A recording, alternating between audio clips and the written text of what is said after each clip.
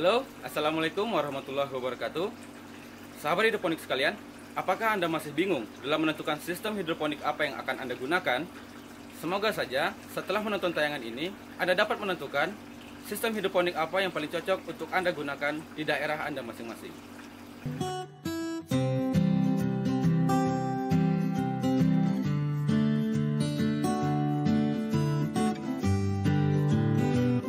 Sahabat hidroponik, terdapat berbagai macam sistem dalam berhidroponik.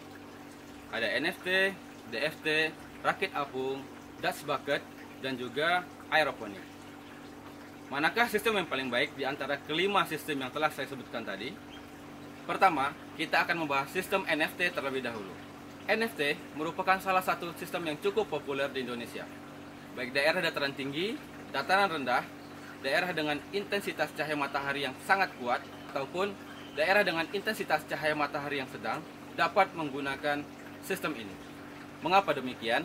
Karena pada sistem ini, larutan nutrisi dialirkan secara tipis secara terus-menerus sehingga tidak menyempatkan panas untuk menyengat larutan nutrisi dan membuat tanaman kita layu. Tetapi tentu saja sistem ini memiliki kelemahan.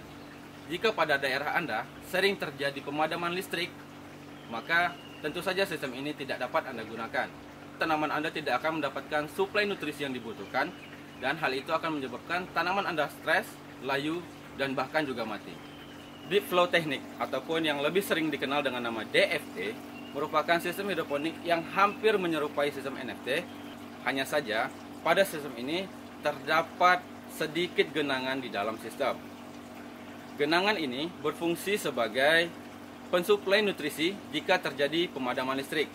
Sehingga, jika terjadi pemadaman listrik yang cukup lama, maka tanaman Anda akan tetap mendapatkan suplai untuk kebutuhannya sehingga tanaman dapat tetap tumbuh. Menurut saya, sistem ini kurang cocok jika diaplikasikan pada daerah dataran rendah ataupun daerah pesisir pantai seperti daerah saya. Mengapa demikian? Karena pada sistem ini, kecepatan aliran nutrisi tidak secepat pada sistem NFT. Sedangkan intensitas cahaya matahari di daerah dataran rendah ataupun daerah pesisir pantai seperti saya itu sangat kuat. Dan itu dapat menyebabkan temperatur di dalam sistem akan cepat naik, sehingga tanaman mudah layu di siang hari. Dan jika hal ini tetap dibiarkan berlarut-larut, maka tidak lain dan tidak bukan, busuk akar pun akan mudah terjadi. Selanjutnya, kita akan membahas sistem rakit apung. Mengapa sistem ini dinamakan rakit apung? Hal itu didasari oleh terdapatnya sebuah media penyangga tanaman yang mengapung tepat di atas permukaan air. Seperti halnya rakit yang kita lihat di sungai, danau, ataupun juga laut. Sistem ini juga dapat digunakan di berbagai kondisi lingkungan. Dataran tinggi, dataran rendah, daerah dengan intensitas cahaya matahari yang kuat, ataupun juga sedang.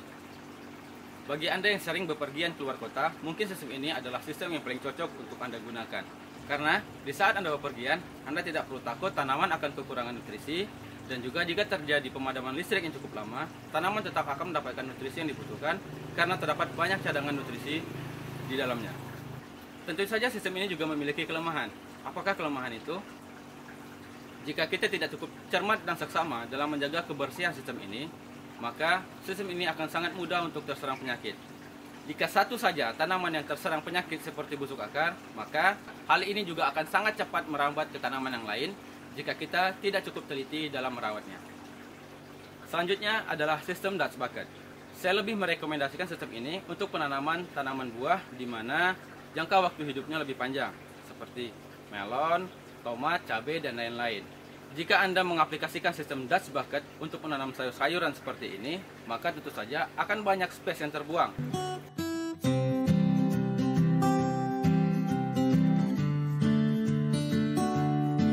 Pernahkah Anda mendengar sistem yang bernama aeroponik? Sistem ini memang tidak begitu populer di Indonesia. Hal itu disebabkan oleh cost yang dibutuhkan oleh sistem ini juga tidak sedikit. Pada sistem ini, suplai nutrisi terhadap tanaman dilakukan dengan cara pengkabutan ataupun misting langsung pada akar tanaman. Sahabat hidroponik, pada dasarnya seluruh sistem hidroponik itu baik, tergantung bagaimana cara kita pengaplikasian dan bagaimana cara kita merawatnya. Apakah sistem DFT tidak akan berhasil di daerah dataran rendah? Belum tentu. Banyak juga terdapat petani-petani hidroponik yang berhasil menerapkan sistem DFT di dataran rendah. Semua itu akan kembali kepada kita. Bagaimana cara kita merawat dan mengaplikasikan sistem pada daerah kita. Dan tidak sedikit juga petani hidroponik berhasil hanya dengan menggunakan sistem WIG.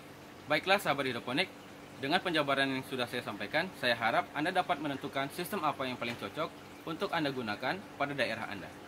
Sekali lagi saya tekankan, seluruh sistem hidroponik itu baik. Tergantung bagaimana cara kita mengaplikasikan dan merawat sistem itu.